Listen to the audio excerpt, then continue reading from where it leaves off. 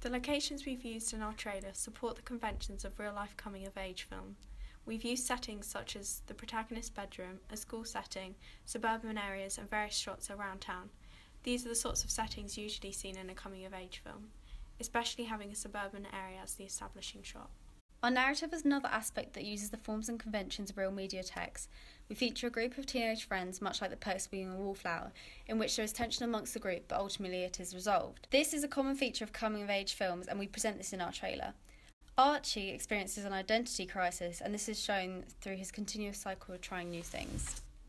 We have further reinforced conventions through the post-production of our products.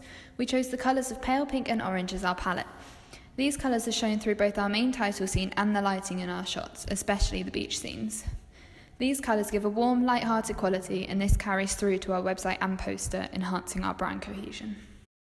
An example of how we develop forms and conventions is through our poster, which is in black and white. Many of the coming-of-age posters we deconstructed stereotypically had a bold use of colouring, such as Submarine, which uses mainly primary colours for its title and poster. We felt that having the poster in black and white reflected our narrative subtly to the audience, while the image and colouring of the font still reflected our genre effectively. The use of makeup as one of Archie's phases is another example of how we develop conventions, as when we investigated different coming-of-age films, we struggled to find well-known films which portrayed boys wearing makeup. Boys wearing makeup is a particularly contemporary and controversial topic which has featured in news stories recently. By featuring a teen boy unsure of his identity, experimenting with makeup, this is a development of stereotypical coming-of-age plots by featuring contemporary examples relevant to our generation today. It is fairly common for coming-of-age films to include death, mostly of someone close to the main character. However, the way that our product challenges conventions is that it's actually our main protagonist that dies. We decided he would die during the film rather than at the end, as this would show the friends' reactions. Our main male protagonist does not have a love interest. This is unusual as a key convention of the coming-of-age genre is the portrayal of a first love. We felt that this would make our plot too predictable, and this in turn would negate the authenticity of Archie's character.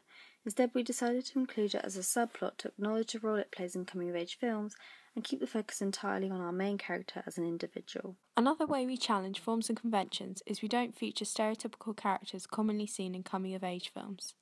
In many coming-of-age dramas, stereotypical characters may include the nerd, the jock or popular girls, seen in films such as Mean Girls, Clueless and Juno.